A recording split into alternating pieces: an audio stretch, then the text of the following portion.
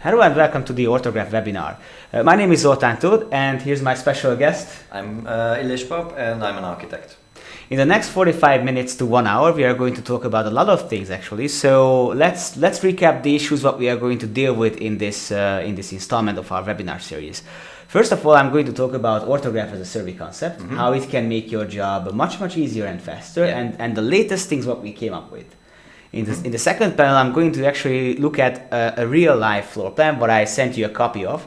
So if you have this floor plan, you can follow along and you can see how we are going to recreate this drawing in OrthoGraph. The reason why I picked this one is because this is going to give up all the small tiny details what will make the site survey a very monotonous and tedious job. But we are going to see how OrthoGraph can make this thing much much easier and faster.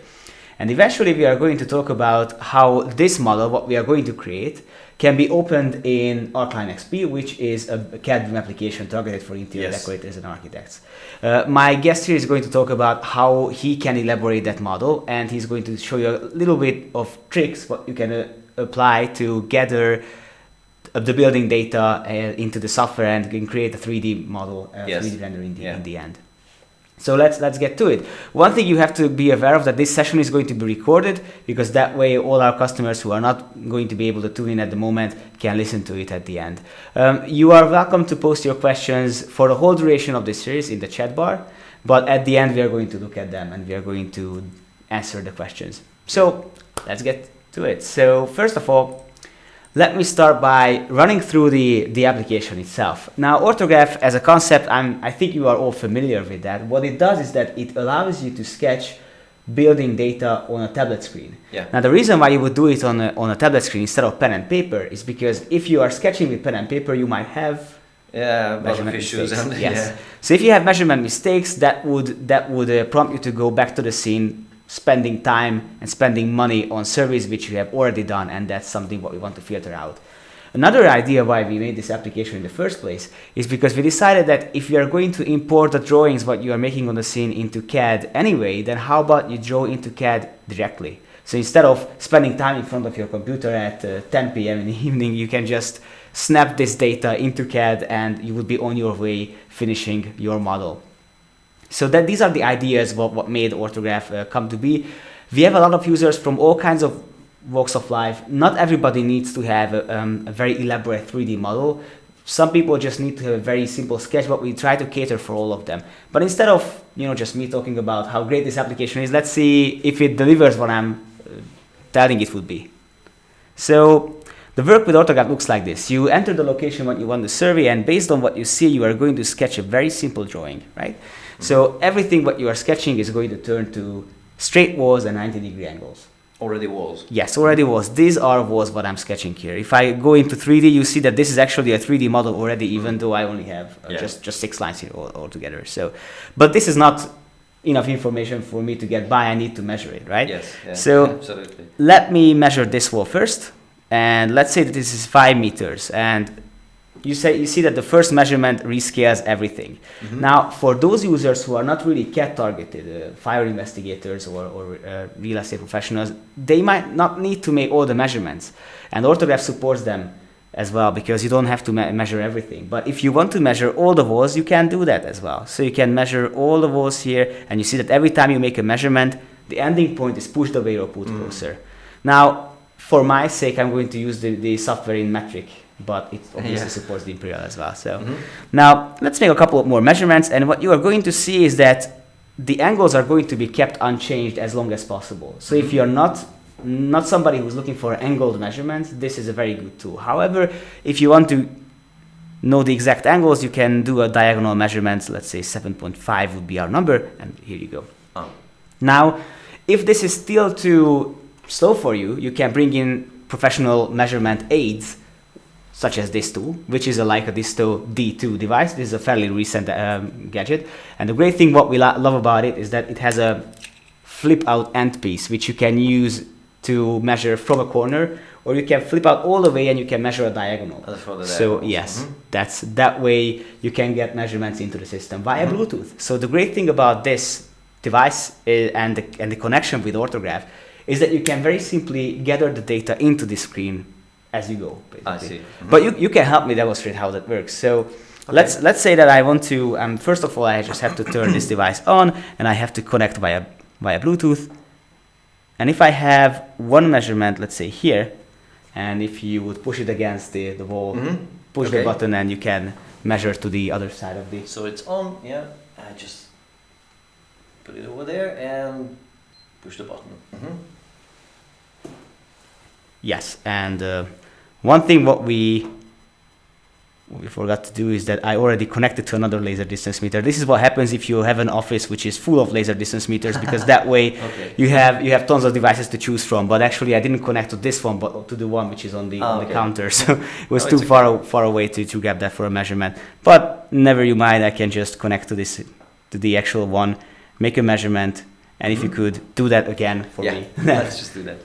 Okay, so push it here and just push the button again. Okay, it wakes up and another measurement. Okay.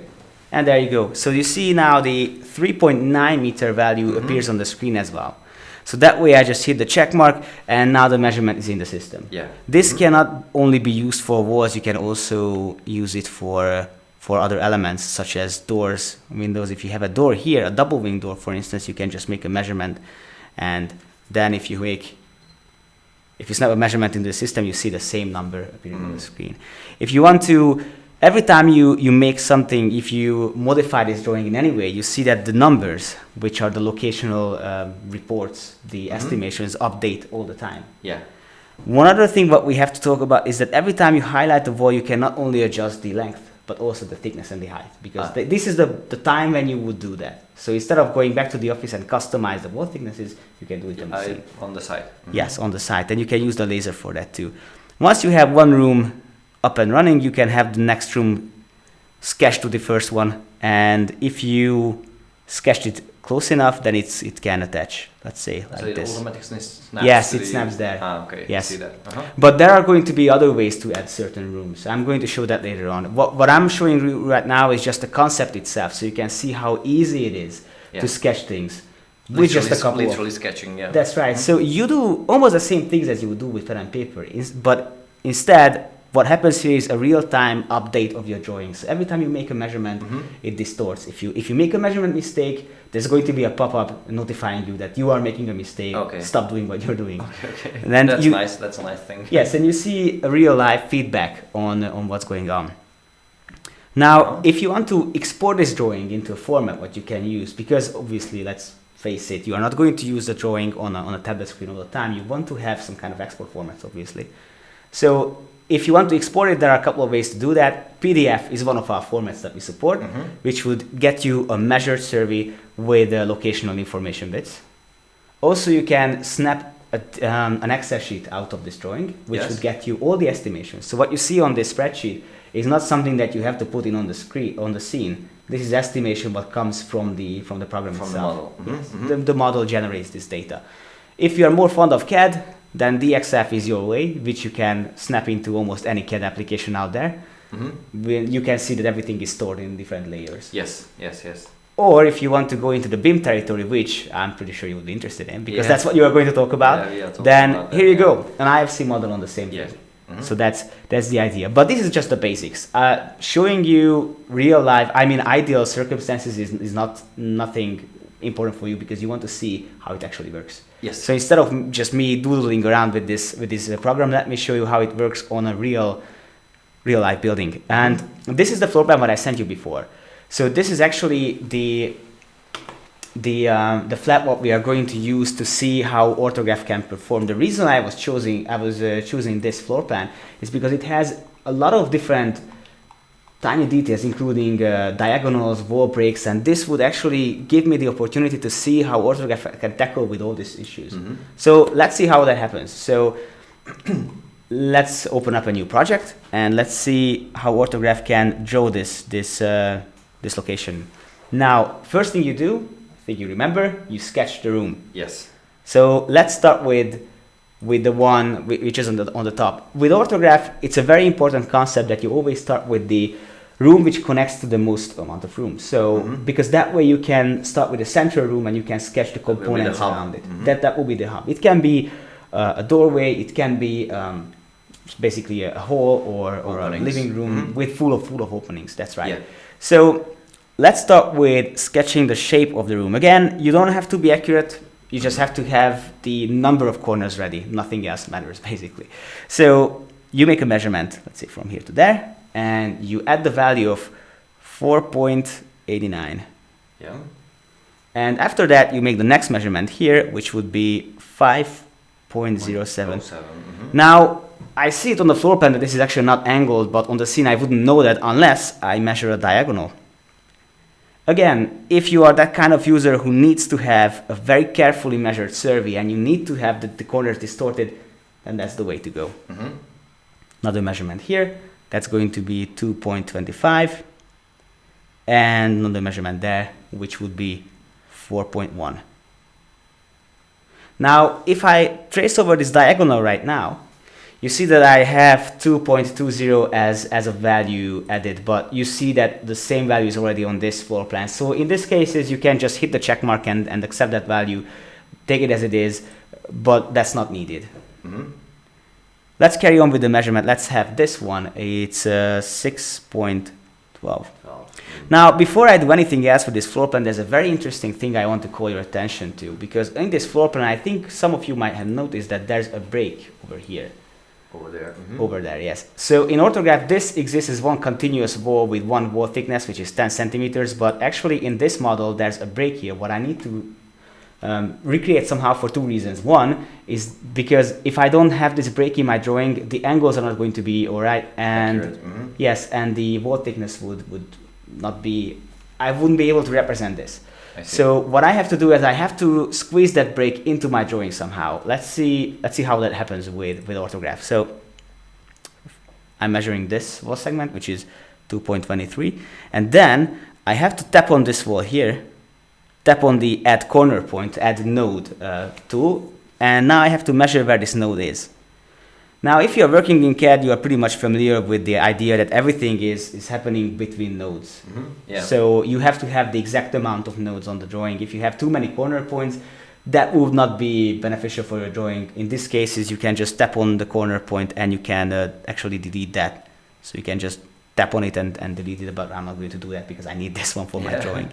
Now, let's proceed. I have a diagonal here, and that's 8.23 meters. And I have another measurement there, which is 4.16.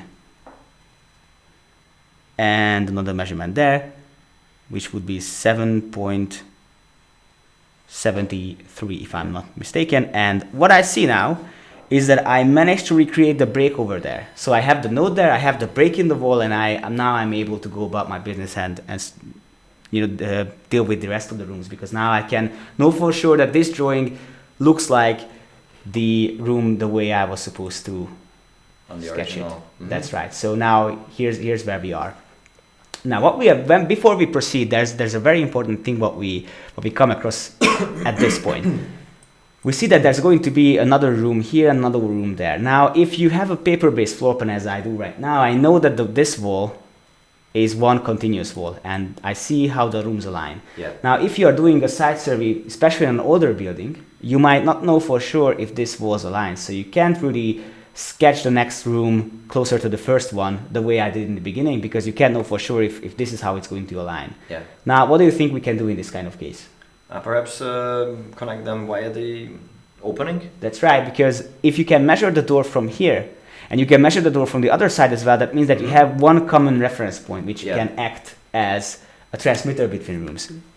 Now, let's see how that pays up for us. So what we do is that, let me go over there and have the second room sketched here.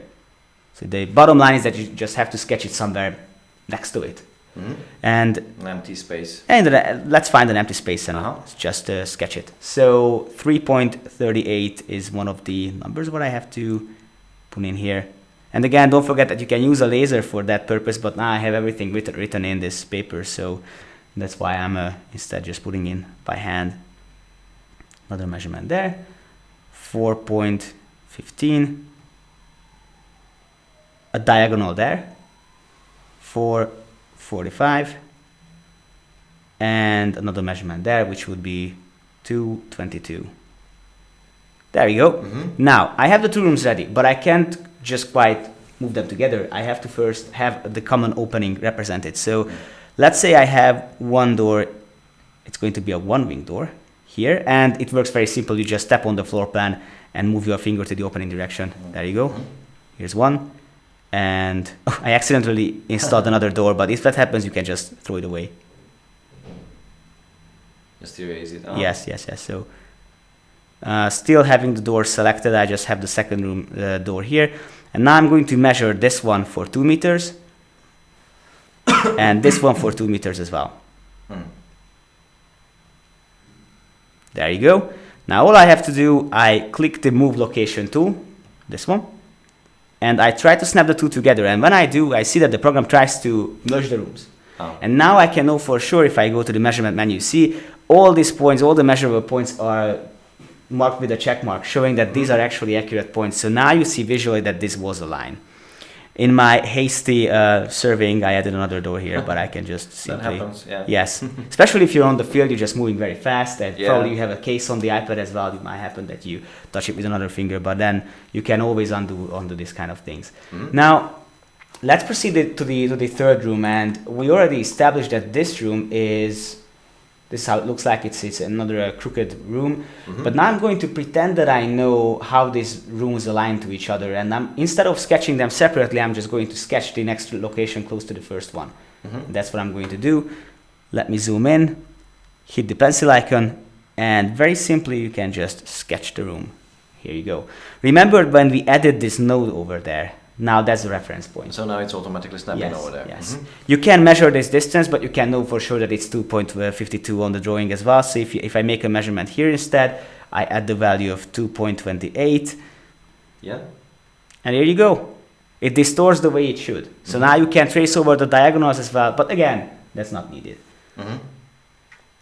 The fourth room, what I'm going to add is going to be the one down here, but I'm really starting to repeat the same steps of the procedure, which just speaks volumes about how easy it is to use this application, because you are going to perform the same kind of tasks for the whole duration of the survey. I measure this to 1.48.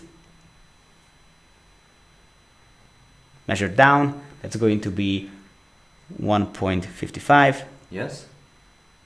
And on the measurement there, that's going to be 1.7 as well. Yeah. You can follow along on your PDF. I think I made a measurement mistake here. That wasn't 1.7. I mean, this wasn't. Yes, I made a mistake here. So you see instantly if you make any. So I can easily correct if I make a mistake. That's right, because you see visually if something is amiss. Now, I think the rest of the rooms would be really just repeating myself. Instead, I'm going to talk about openings, because this is where we are going to move towards the BIM territory. Now, BIM as a concept is not important for all of you who are listening to this, but for the most of you, the key takeaway would be this. OrthoGraph is not sketching symbols and blocks and arcs and straight lines. It's drawing building elements. So this segment, for instance, is a wall, and this is a door. What this means to us is that if I have, let's say, a double wing door over here, I can not only measure how it looks like, but I can also go to its properties, and that would tell me more about the building, the measurements of this element. So I can not only modify how this element, what kind of dimensions it has, but I can also add images to it, and also I can add many other data fields to it, which would be again retrievable in CAD. So if you're on the run, if you're making a measurement on a drawing, and you just see a door over there, what you want to measure, you're not satisfied with recording the measurements, the dimensions themselves only, but you can also add additional data fields that you can retrieve in CAD. I see that. So that would be the idea. So not just the ones that I see there, but perhaps with the plus. Yes. If you hit the plus icon, you can choose from different data field types, text, numbers, length values, notes, images as well. So all these things could be added to as additional notes to certain elements. But this is not limited to walls. Doors only. But you can add notes to anything. You can add notes to walls. You can add notes to the rooms themselves. So if you hit on the on the room properties, you can add properties to this particular room, because OrthoGraph, every time you draw something, OrthoGraph creates a room out of it. So this room has ceiling height, this room has suspended ceiling height, wall thickness values, everything, and all this data exports. I see that. We will see actually. Yes, I'm hope we are going to show all these things. So what is going to happen now is that I talked about the export formats before, but what happens at the end of the survey is that you just simply head to your menu, hit the export, choose the export format you want, let's say this IFC, and just hit send. Now, this is the only part when OrthoGraph requires you to be online. Everything else works offline, because obviously if you are serving in the middle of nowhere, you are not going to have coverage over there. So you might need to be able to work offline. But emailing out your project is the best way to get this project to your computer where you can work on that. So ideally, theoretically speaking, when you are going back from the scene what you are serving, you can already send a file. So by the time you get to the office, your colleagues can already take a look at it and work on it. I see that. One thing what we have to elaborate is that OrthoGraph only deals with those things which would require you to be on the scene. So measuring, recording certain elements of properties is something what you have to do on the scene. But everything else, CAD processing comes in CAD. And this is when you are going to take over. And let's see what happens from this file and what happens when we export this file and open it on our computer. So over to you, Ilés, and thank you amaze very much. us. Thank you. Let's just have a few words about what we will see. Archline XP. I'm not sure how familiar you are with Archline XP. Archline XP is a professional 2D and 3D BIM software, BIM design system for architects and interior designers. And as you see on the screen, there are all the tools at the left-hand side toolbox for the building design items, the interior design, manufacture. You can even design new items, fabricate anything that you would like to use to fill up the interior or the exterior. You can also use the classic drafting tools, dimensions, of course. You can add, and at the end, terrain and the documentation, of course. What I am about to do now is I would like to cover what you can do and how you use professional survey data with all the details accurately measured on the spot when it's exported as an IFC file, and you go into your office and load that file, how you will work with that. So now I have received the data, the IFC file from OrthoGraph.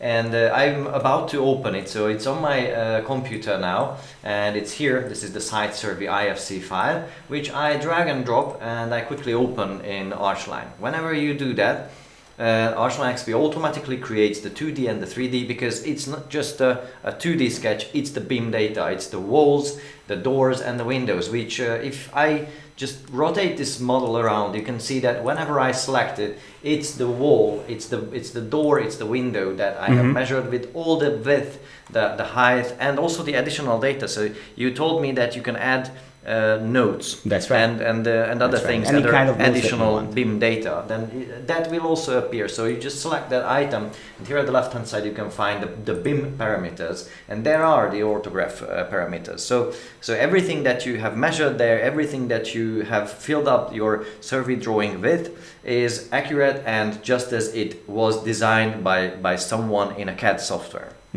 So let's just see how you can work with that data. First of all, here you can see if you would like to extend this drawing, because for example this is a conversion, loft conversion or anything else, then you can extend this drawing. You can just simply select the for example the create similar tool or the wall tools or anything else, and you can see you can snap to the original so it survey snaps data to the OrthoGraph walls. Yeah, the OrthoGraph walls. These are the OrthoGraph walls, and now I'm creating new walls in Archline, and I'm snapping to those walls to simply just quickly sketch something around. But the same goes with the doors and the windows. So whenever I wish to create a window, for example, I just go to the building part, and there are the window tools. I just select the window part, and for example here someplace I add a window. Also, of course, you can design where it should be if you would like to place it, I don't know, 200 millimeters from the corner. I'm working in millimeters now. So you can just simply type that and the software will understand and place that thing over there. The same applies for the doors as well. So the software comes with a built-in library for doors, windows, objects, and anything else, profiles or whatever you would like to fill up your design with. And then you just simply go there and set up the parameters. So you go to the libraries and select that item that you would like to use, or you can even fabricate a new one if you can't find them in the libraries. And then you just simply add it and change its parameters. Let's say it's 1,000. It's it's a thinner version of this door, and redraw, and there it is. Okay, so. Now I will add this door and place it, for example, someplace here, and I just typed a value, that will be the distance from the corner. I can set up the opening direction, and the same thing I will do here, for example, and I just simply create that door as well. Now the point is that whenever I would like to reuse that measured information that I have, you have actually added those doors. They have their specific width, their height, but what if I would like to change their shape to something that I already have in my libraries? That's a very simple thing. I already have a prototype here, and I just select that prototype, and from the local menu, I just use the copy properties so you can copy all the properties of that element. And so the look and feel and everything, every visual aspect will be as it is on that other door, but the width and height will be kept. So once I click there, it will be identical in shape, in look, but the size won't change, because that's how I measured it on the spot. So you don't want to mess with measurements because they're already there. I mean, you could override them, but the point is that they come from a fixed model. Yes. Good. So, and the same thing I could do with the two-leaf door and so on. Let's just add one final item here, and that will be our, for example, a curtain wall. You can select this item, turn it into a curtain wall, and very quickly I just jump into its settings and just simply customize it to something simpler. I like that, and that's the design. Okay. Talking about changes, talking about how these items behave in Archline, I already created an extension over there, but literally I can do whatever I wish with these items. So for example, if I would like to change the color of the walls and the material of the walls, I can do that. I just select the whole drawing, filter it to the walls, and then find their surface finish, and go to the material libraries and look for something white. That bright white material will absolutely perfect. Yes. So now there are the white walls over there, and the same thing I could do with, for example, the heights to it might happen that I would like to change their heights. I can do that. 2,700, for example, and now you will see in the 3D model that every wall is smaller now than it was originally. Okay, finally, let's just add a slab below this whole structure. This will be the slab by walls, and when I select this OrthoGraph survey drawing, the software will automatically recognize their contour and will automatically generate that item. So you don't have to go about and highlight all the nodes. No, I mean, you could do that as well, but you can just highlight the whole thing. Yeah. And then it automatically follows the contour. Wow. Let me just quickly customize this slab, because I think it will be just as fine to look like a bright surface. I just quickly done that, and then even if I would like to change it, just as you mentioned nodes, Archline works along the same principles. You can add nodes, you can change them, you can change the shape of selected items. Let's say this should be 2,500, and also here let's just change it quickly to place someplace else visually or with values. This really depends on what I want to create. Finally, just to make this whole balcony safe, I would like to create a balustrade. Yes. So it's just a few clicks. Now I follow the contour along this terrace here, And when I'm done, then it automatically generates over there. And if this is a multi-story building, as it really is, then you can select the whole drawing and make a copy of this structure to quickly create a multi-story building. For that, you go there and add multiple other floors on top of this or below, it really depends. And then you copy the selection to the selected levels that you have here. So then you have as many levels as you want. Yes, as many levels as you want, and you can make changes on those levels once you have had a copy. And finally, let's just add a ceiling on top of this whole structure. This will be the roof. There is a built-in roof tool as well, but I think now a flat roof will pretty much do. So I make a copy of that on top of the level 3, and so now everything is just as fine. So let's just go back to the 2D floor plan, and then I will set up a perspective. Now this perspective can be set up using this tool here. It's a very simple thing. You just set up where you would like to look to on the 2D, and from where you wish to have that visual. You can also save the views, and then from that point on we can concentrate on what happens in the 3D, and then I can fully detail that. Now, talking about the surfaces, we discussed that you can add additional surface features. You can use the interior room maker, for example, click into that room and decorate the surfaces. Now, this will automatically load up, explore the rooms, and from wall to wall you can navigate with these two buttons. And then you can say that on this surface I would like to see, these are the tools here, I'm just covering now the wall surfaces, so I use that tool. That will be the color of it, or I would like to see it on all the walls, so I click on all the walls, and then it appears. And if I would like to turn this into a feature wall, I simply disable this option and I do that. Yes. I can add other details, as you can see. I'm not covering all those details now, but you can. But this is the idea behind it. Yes, so. Of course.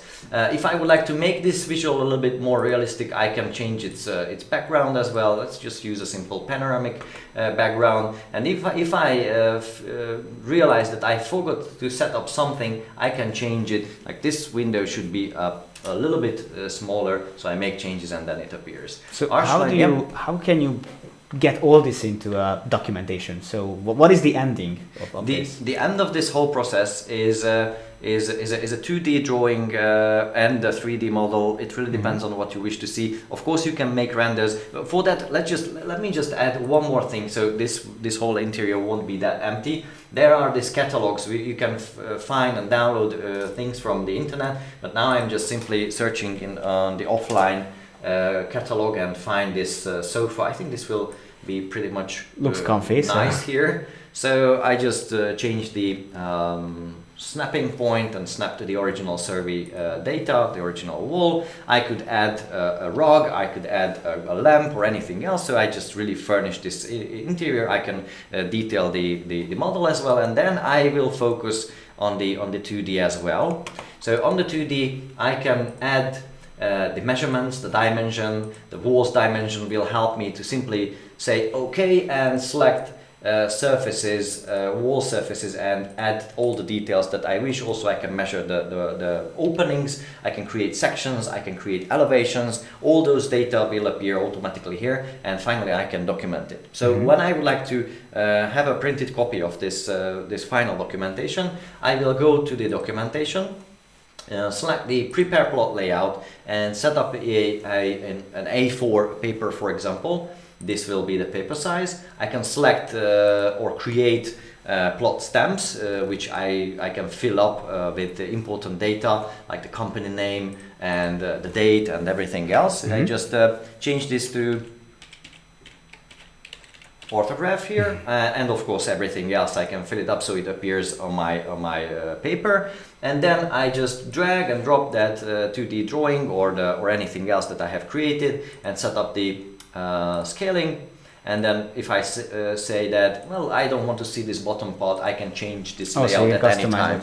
Yes, and this layout is in connection with the original drawing, so whenever it changes, you can update that. And let's just have a final touch on this. Of course, out of this 3D, you can create renders with the rendering button. Now it would take a few minutes, so I won't wait for that. I already prepared finished rendered images. So So from the site survey to all the way to the digital render, it takes how long do you think? Well, this rendering took 20 minutes to calculate with all the reflections, with all the realism in it, and to create that you just need to set up the camera, set up the lights, fill it up with life, and just simply render. This is an interior render, but of course you can do exteriors. Yes. So if you would like to add this to the final documentation, you just use that file. I already have saved it on my computer. You just drag and drop it over there, and then I forgot to activate this drawing. So you just drag and drop that drawing, photograph. This could be a render or a photograph from the site, and then it appears here. Wow. And then you just go and print it into a PDF file or directly to your printer. That's amazing. Also, just a final word, we can import all the important data, like an IFC file, of course. That's we are very proud of the validated IFC export and import now. And also there are plenty of other file formats like image files, Excel sheets. You can also generate quantity takeoffs, 2D and 3D data. You can communicate with other professionals using the import and export features. And most importantly, when you do the site survey measurement professionally, you use OrthoGraph, create everything, export the data into IFC file, and then you load it into Archline, and you save a lot of time. That would be the idea. Yes, absolutely. That would be the idea. I hope I could show you how this general workflow works. Should you have any question, you can find additional tutorial videos on www.archlinexp.com, and also the trial version. I think my presentation here is over. Let me hand over. Thank you very much. This looks very convincing that you can import the measurements, and then you already, so what you did, although this was a demonstration on what your software can do, you wouldn't have to waste that much time in entering the walls there, because you already have the basis. So you can spend more time with creating renders and getting all this kind of data into the system. Yes. So that's the concept. That's the idea. What we want to emphasize with OrthoGraph is that you are going to do all those things which would not require you to be on the scene in CAD. So all the things what you can do on the scene you can, but everything else comes in a later processing stage. Yes. But like I said, this is not relevant for all of our users, because most of them would be satisfied with the PDF documentation. But if you are in CAD and BIM, this is something that you cannot miss. Yes, absolutely. I think so. So far we have seen a couple of things regarding our app. I showed you the latest things what we have and the OrthoGraph concept. I showed you the case study of how to measure a building properly.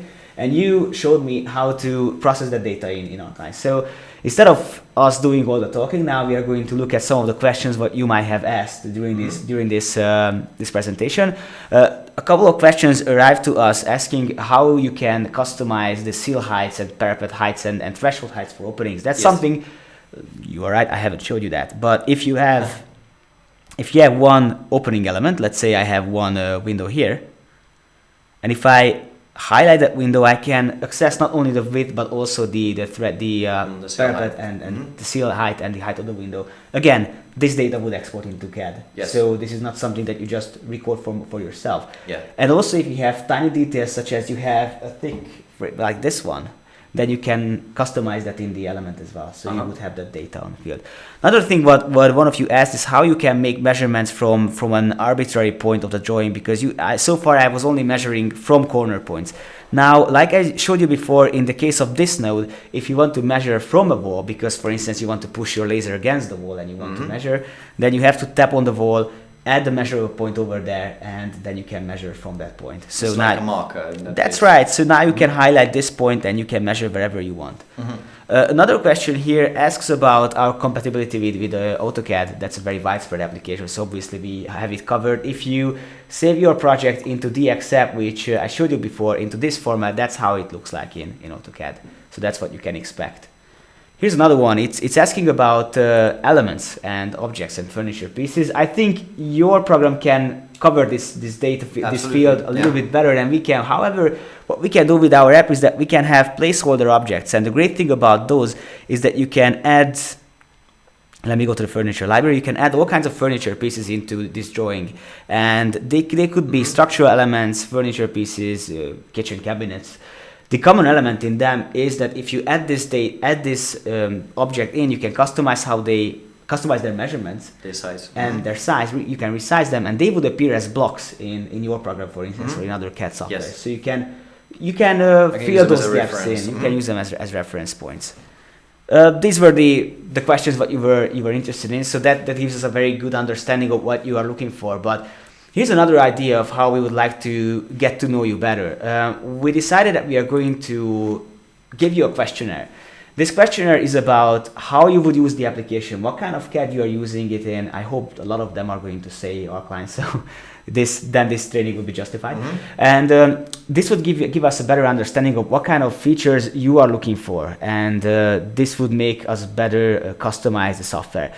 Obviously, if you submit this questionnaire, you would expect something in return. So we have a little something for you. We have it's takeaway time. We have a package what we can give to one of you who fulfills this questionnaire. What you see the link for in the description. The package consists of 3 things. First of all, it's going to have an OrthoGraph I 1-year license included, which will give you everything what I showed you here for a year's duration. That's courtesy of us. But you brought us an Archline XP 1-year subscription as well. So that's the second component. And the third thing is the Leica Disto D2 distance meter, what I'm holding in my hand. So I'm going to give you the link also in this video and also in an email. So all of you who signed up for this session are going to get an email from me where I'm going to show you this. I'm going to send you this link so you can register. And if you fill this questionnaire by next Wednesday, you would be able to qualify for this grand prize. So you would have it under the Christmas tree, I think. Yeah. So that's a nice thing. That's what we wanted to include in this discussion. We showed you how the OrthoGraph works. We showed you it in a concrete example, and we process it in Archline. Yeah. So what we are going to do as a follow-up is that after this session, like I mentioned at the beginning, this is just the first installment of a series of webinars. The next one is going to be in January, and that is going to be a non-CAD, non-BIM approach, because this is going to be targeted for fire safety investigators, arson investigators, and insurance claim analysis, because they are not looking for CAD data. However, they are still looking for exact measurements. Yes. And that will be again an exciting topic. Thank you very much for joining in and showing us how the tool works together. And thank you for joining in. Hope to see you next time. Until then, thank you very much for tuning in. Goodbye. Bye bye.